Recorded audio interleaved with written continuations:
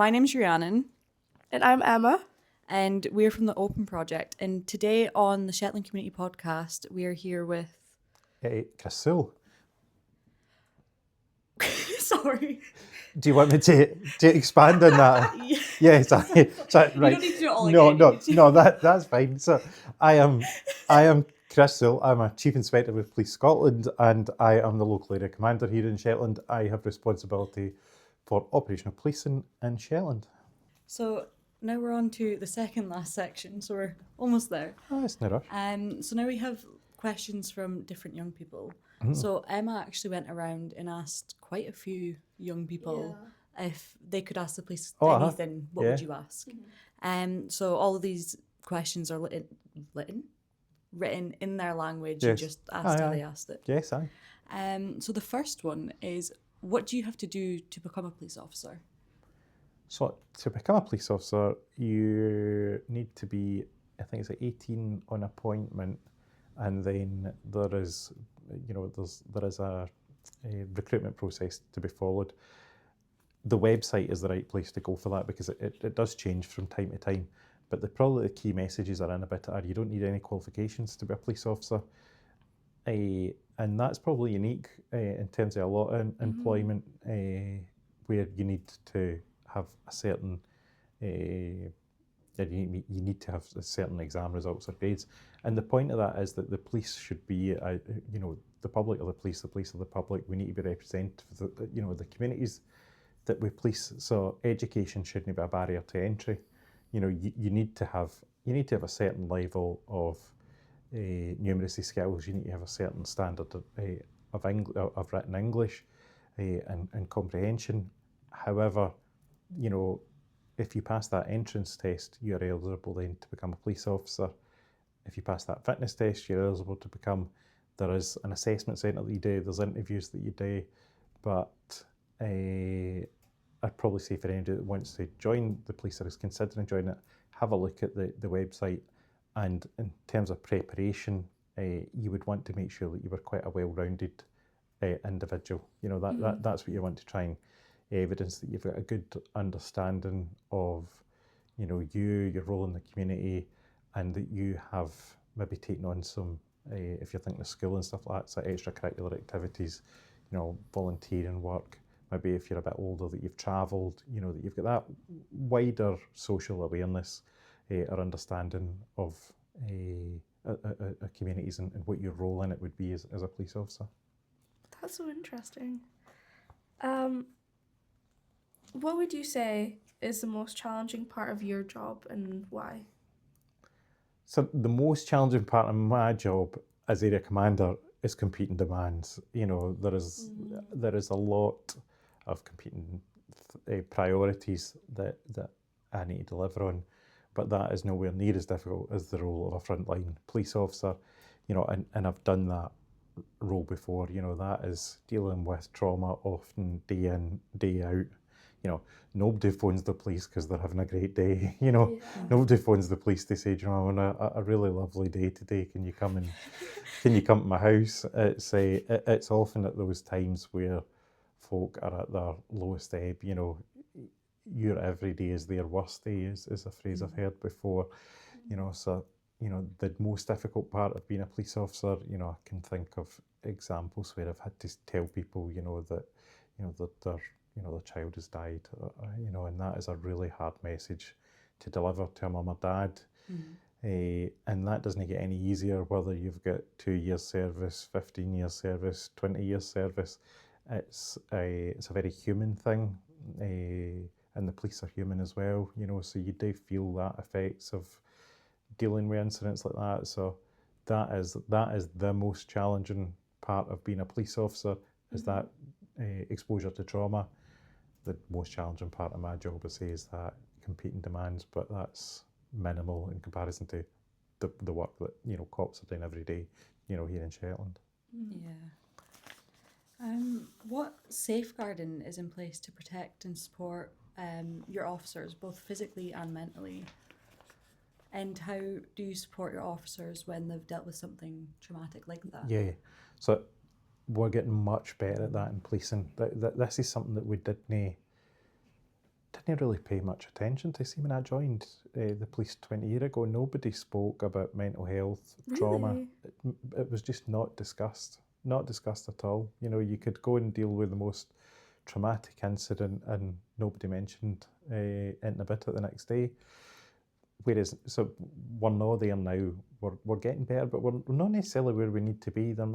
There's probably still a culture of police officers not being inclined to take up the supports that are available.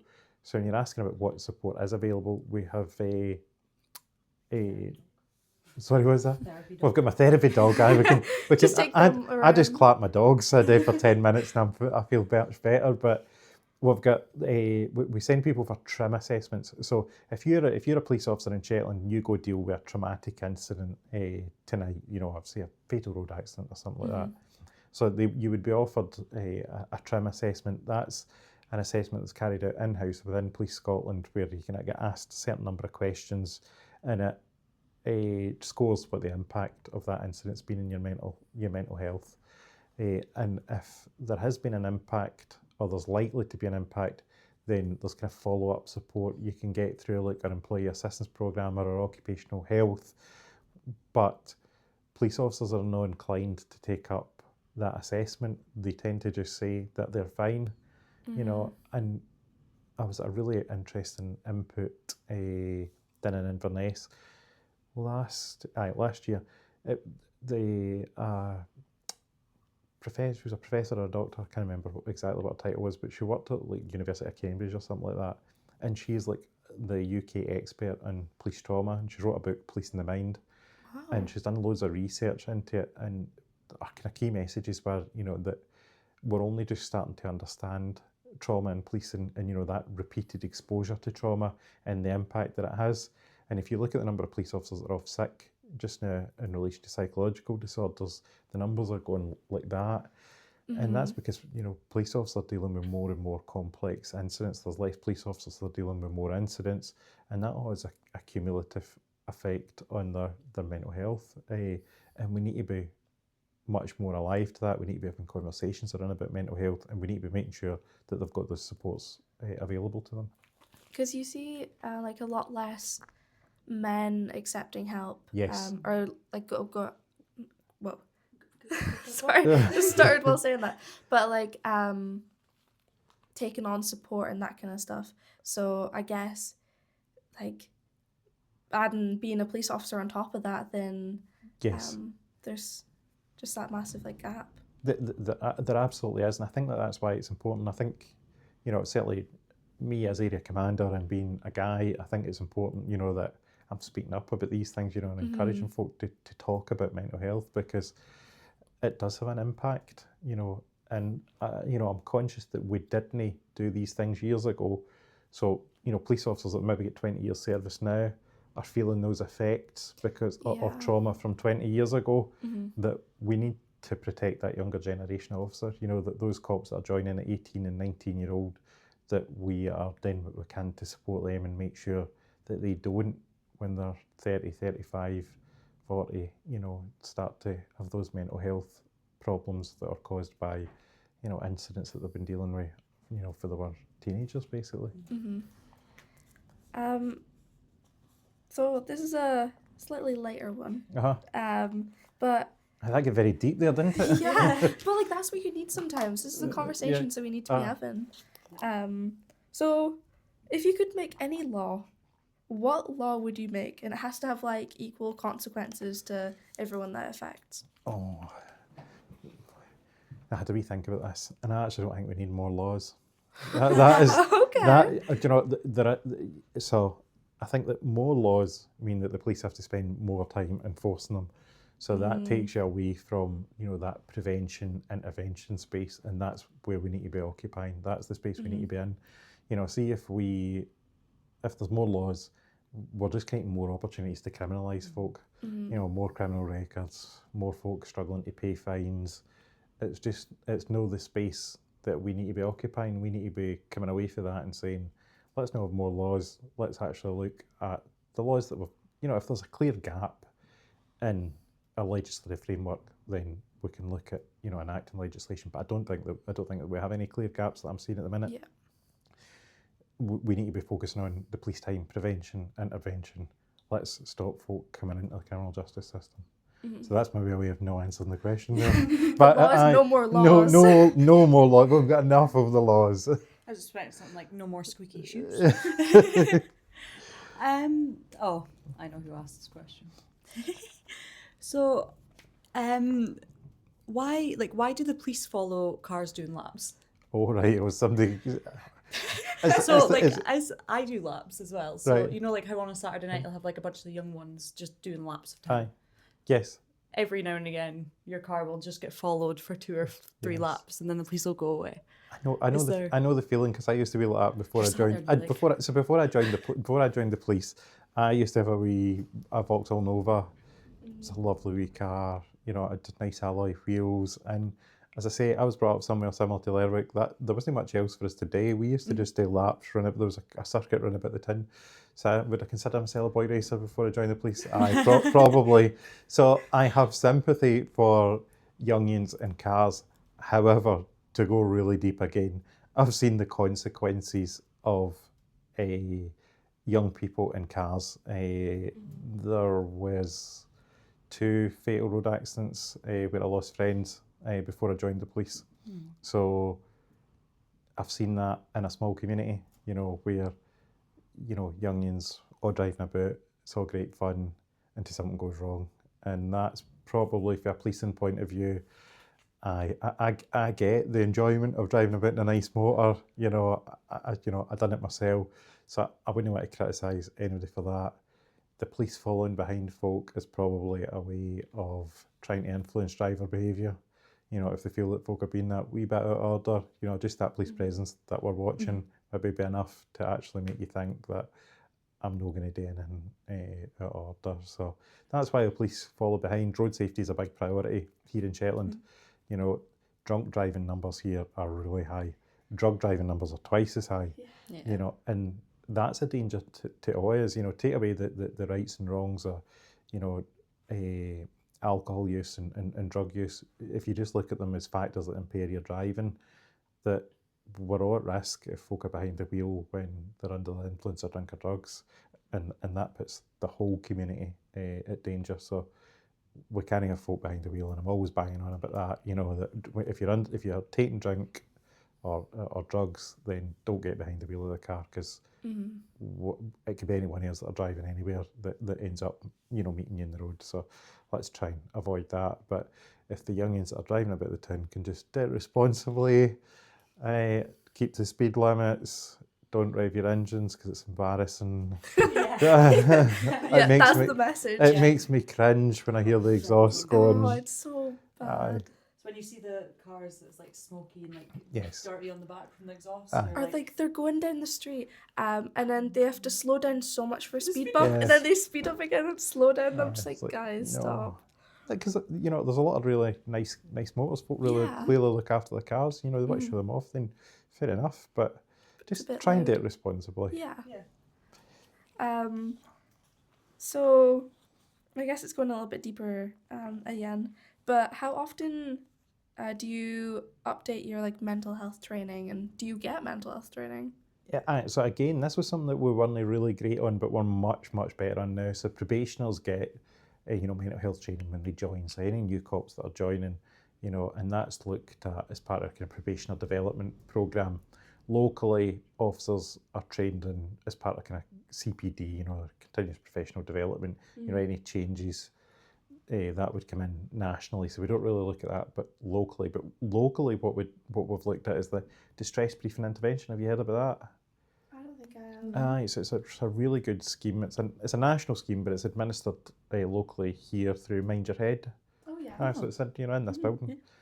So if an officer deals with somebody who's experiencing, you know, a mental health crisis, they can put in a referral for a distress briefing intervention, where immediate support can be provided, like the following day, you know, to try and support them through that period of crisis. And that was like a real gap that we didn't have before, you know, where, you know, if you were in real crisis, you could get detained and went to hospital, you know, or you would get picked up by the NHS at the other end through referrals or get in. But this is, this is a immediate programme of activity that officers can refer into. So that's been a big step forward, and that only came in, 12 months, 18 months ago here. So it's not just the police that can refer into it, the social work refer into it, the hospital can refer into it, but it's just another thing that's available locally to try and support folk when they're in that point of crisis. I remember hearing about that because it's just like a couple sessions, like 6 sessions or Aye, something like aye, that. that's it, aye. Yeah, because we just did our mental health first aid training, Oh, aye. and that was mentioned. Yes. So yeah, that sounds like a really good thing Do you to know what it is? implement. Because, as I say, it fills a gap that we never had before, where you're either taking them to the hospital or your slow time interventions where, this is, you can give that commitment that you've got that immediate support available. So it's really, really good and really positive results. So we've got to train the trainer at the office so somebody can train the cops that are there, and then quite a lot of cops trained as well. So it's good. That's actually really good. Yeah. On the topic of training, how often do the police do safe handling training? So that, like moving and handling, that sort of stuff, I think that's it, safe handling. Aye. Or like us. I think like, What context would a young person use that in? because I think they were talking about like handling, like safe handling of a person. Oh, aye, yes. So that's a totally valid question, aye. Yeah. Aye, so we get retrained every year. Okay. So it's called officer safety training in the police. So officer safety training takes place once a year. We actually usually have a trainer comes up and we do it in the TA across the police station. Oh yeah.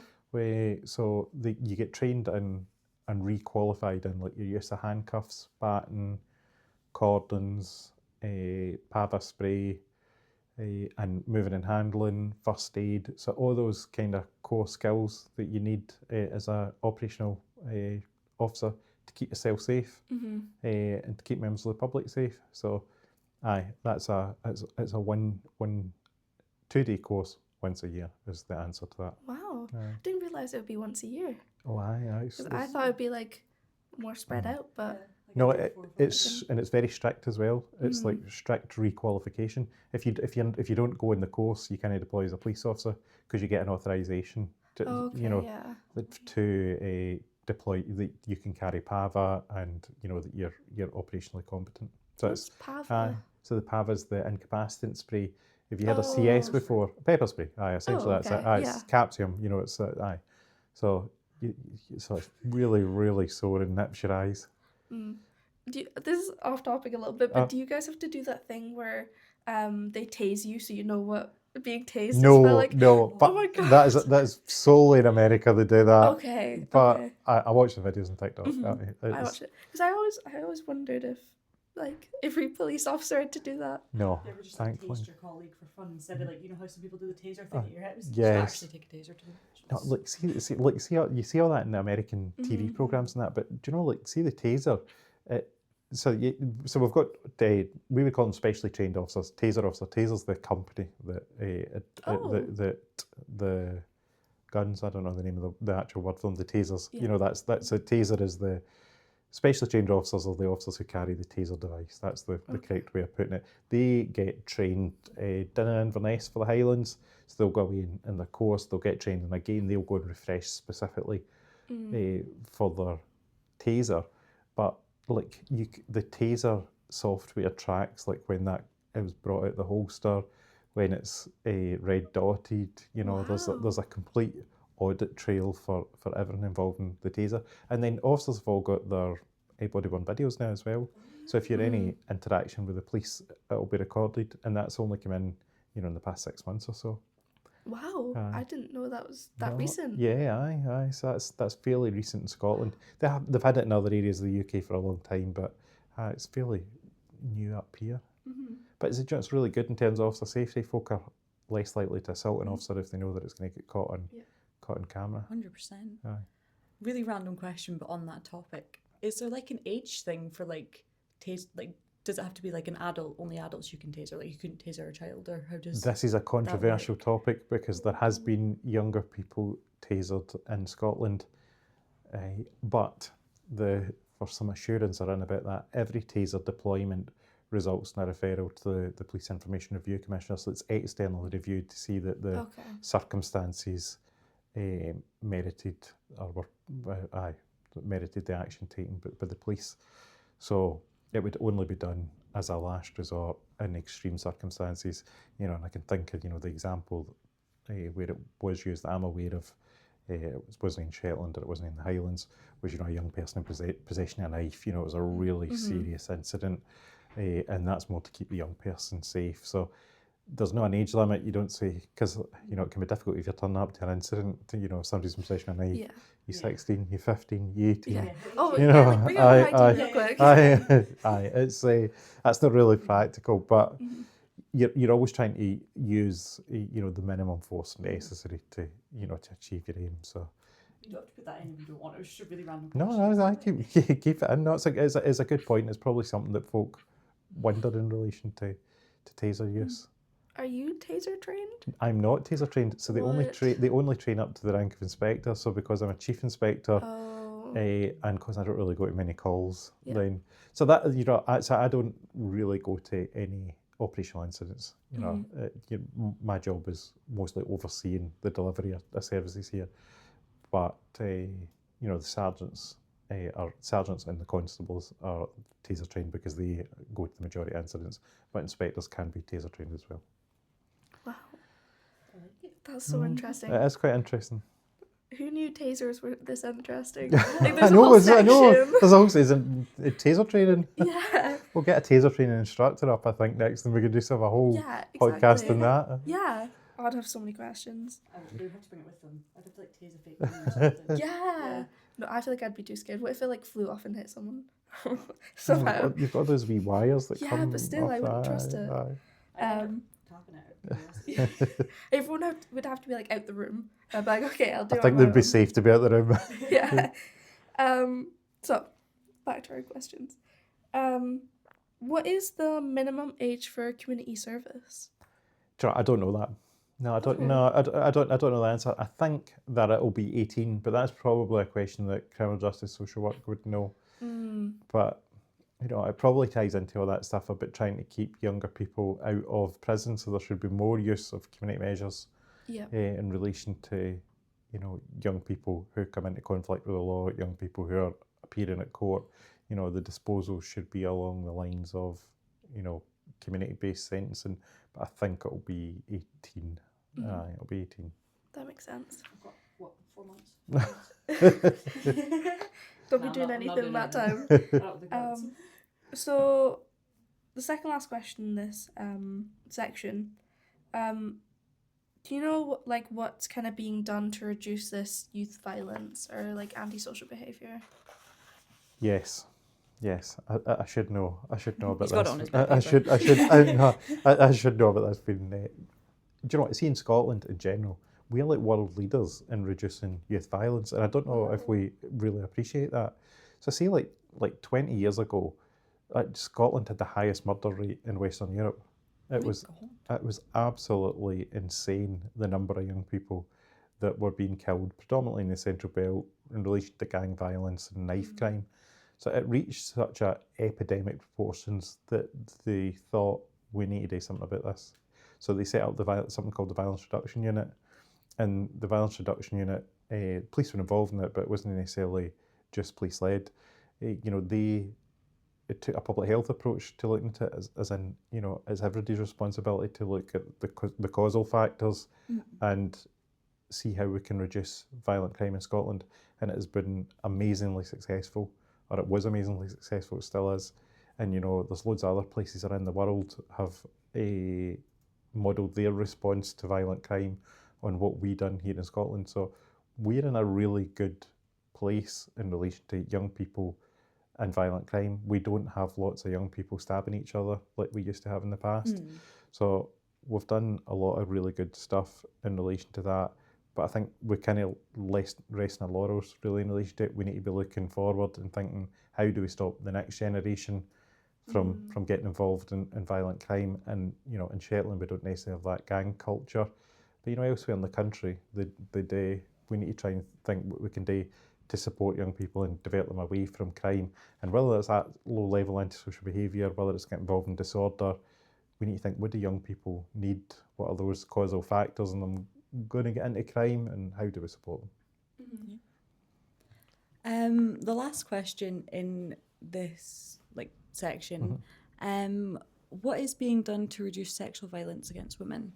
So this is a biggie. This is probably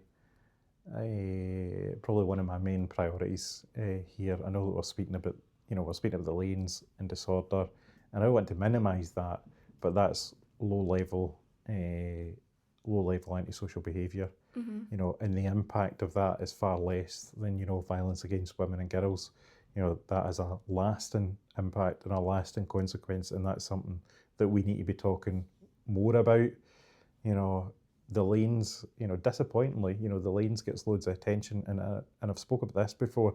You're seeing all the comments that we've seen in social media in relation to the disorder that we seen down the front 6 or so weeks ago, but we don't see that same level of public outcry when we have a huge increase in domestic incidents or an upturn in sexual crime. We don't see that same shock and horror and comment, and we need to do something about this. And that's where we all probably need to reflect and think, why does youth disorder attract so much attention, where some of these other things that are happening in our community, which are much darker, don't get that same level of attention? Because I think so for me, the Women in Shetland survey that Women's Aid done the past 2 years, if you know how to look at that, have a look at it. Black and white in numbers shows where we are in relation to violence against women and girls, and it's not a pretty picture. The experiences of women in Shetland and the examples that are given there show that we all need to, as in collectively a community, and those that have got position of authority, need to be part of those conversations and move the dial forward in relation to it. So locally, what we did, we've got the Violence Against Women and Girls subgroup, which sits as part of the Public Protection Committee. So that's where Women's Aid, Compass Centre, police, social work, all sit around the table, and we discuss what are we doing in response to violence against women and girls now, what are we doing thinking longer term as well, what trends are we identifying, what measures do we need to put in place. And there's a lot of stuff been delivered through that.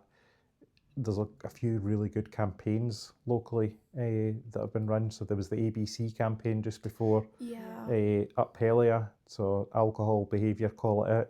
That's basically a bystander type approach. That, if you're identifying somebody under the influence of alcohol early in the night, that you're calling out that inappropriate behaviour. And then the Stand Up Speak It Out campaign that the Compass Centre run. Yeah, I saw that. So they asked me to do a wee bit for that, so I was really happy to get filmed and write up a script for it, because I thought it's a real opportunity, for me, and not personally, but as in that area commander role that I have, to say as head of the police here, that I think there really is importance in me as a man, and the police in general, taking that leadership role and speaking up about these behaviours, rather than trying to pretend the problem doesn't exist, because it absolutely does exist. We know it exists. I think one of the things that I always reflect on is, if you speak to any of these support agencies, Women's Aid, Compass Centre, the number of people that they are supporting is far more than the number of crimes that ever get reported to me. Yeah. So the women in the community have a much better understanding of the crime rates in Shetland than I do, because no everybody's reporting things to the police. They're much more comfortable going and seeking support. But what that tells me is that there's perpetrators out there who should be facing criminal justice consequences for their actions. that are essentially getting away with it. And we need to make sure that folk feel confident enough to come forward. The police understanding that we'll be equally supportive as these support agencies, and we'll work with them, to try and get these prosecutions and consequences. So violence against women and girls, an absolutely massive part of my role, a huge priority for me, something we need to be speaking much more about locally, because there's work to be done, although there's a lot of really good work getting done, but we just need to constantly be on it. Yeah, I think being in that small community makes it more difficult to report things and all that, because everyone knows one another. Yes. And it's that people will be like, oh, I worked with him 5 years ago, he seemed nice, he would never do such a thing. You have that kind of mentality going on. Yeah, do you know, that's it. Everybody knows everybody, so there's the challenge in that. Behaviours often minimise them, I feel as well. There's a tolerance of behaviour that we need to get away from, of, oh, that's just them, or oh, they're like that, or oh, they're a decent guy. And you think, well, actually that's not what we're hearing, because that conduct isn't acceptable, and we need to take action. We were talking about brushing it off. These are the things that we shouldn't brush off. These are the things that we need to take action on, because even at the lowest level, that can then escalate to much more serious offending. And women shouldn't have to tolerate that low level stuff. As a community, we should be calling that out, and we should be recognising that actually this isn't acceptable, and we all need to collectively say what is acceptable, what's not acceptable. And when things aren't acceptable and they're breaching that threshold of actually involving the police, then we take action, and they're confident that, if I phone the police and say that this guy said this or this guy done this, then they're absolutely on this. They know that action's going to be taken.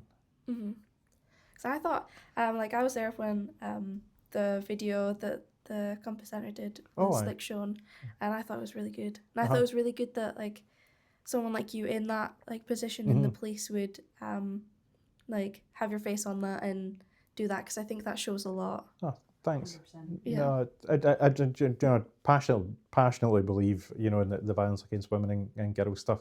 There is so much good work going on here that I'm quite happy to, get behind and support in that area commander role, So I'm happy to be involved in all that. Perfect. So we're just on to our last section. Just a couple questions to conclude this all up. Yes, aye. But firstly, thank you for You're very doing all welcome. this. Thank you very much. We appreciate it, and it's very valuable. So if you could ask young people one thing, one question, what would it be? So in the UK, we police by consent. Are you aware of that?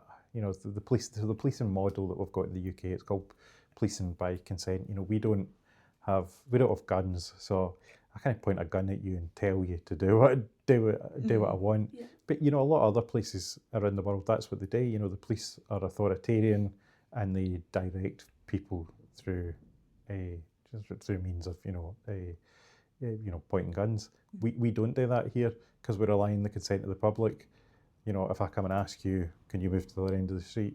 You do it because you understand that the police are here to help you. And that's just been a cornerstone of British policing, that we're not just about locking folk up. We're about supporting you. We're about helping you. If you're in crisis, if you're in a road accident, there's far more of that policing role is taken up in a supporting role rather than an enforcement role.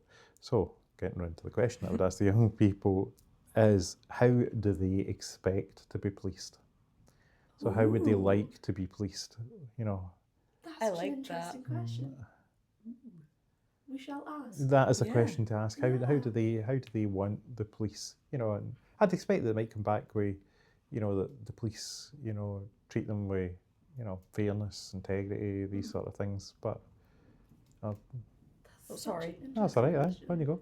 I don't know how long ago, but a couple of years ago, Wayne and a group of other 2013. people, 2013, actually got together with people from the police Aye. and some young people. Aye. And the young people were asked how they wanted the police to treat them. Aye. And the Similar police were question. asked how Aye. the young people wanted them to treat Yes. them. And I can give you a card when we go downstairs. Aye. And they created these little cards that were handed out to young people and to the police. Aye. And each side was like the police would like you two treat them this way, and then on the other side it was the young people like you two. So it'd be interesting to compare that to the 2013 one 13 years later. Yeah. As well. And see if there's a generational shift. Yeah. See if there's a change in expectations. What is the expectation of the police from young people? I actually really like that. Oh, thank you. Well thought question. Thank you. If you could like tell young people one thing, what would it be? That all comes back to our purpose of keeping people safe. I would tell young people to recognise that anything that we do is all about keeping them safe. That is why we get out of bed every day. It's to keep the community in Shetland safe. So in any interactions that we've got with them, it might be that we're taking a drink off them, and that might not be they might not be happy with that, or we might be moving them on. But the reason behind all that is, we're trying to keep them safe. So as long as they know that we're doing everything with the best intentions, then they'll not go far wrong. Perfect. So that's us pretty much come to it at the end. But is there anything else you would like to say before we conclude? I would like to say thank you very much to the Perrys, and thanks for taking the time, to prepare such well thought out questions. They were excellent, absolutely spot on. And it gave me that opportunity to speak about some of the stuff that's going on locally here, and some of the stuff that's really important to me, and hopefully the listeners and the young people find it interesting. But well done, thank you. Thank you. This has been so good. This has been so valuable, and it's gone a lot better than I actually expected it to. Because I wrote all the questions. I was so nervous because I was like, oh no, maybe this isn't the right questions. So I'm glad that you liked them. Aye. So this is just to everyone who is hopefully listening by this far. So the Shetland Community Podcast, anyone can make an episode. We have the equipment. You can just contact us, and you can do it on any topic that you would like. We can support you to do that. So get in touch with a topic that you would like to do, or if you are interested in doing a topic. Well, thank you.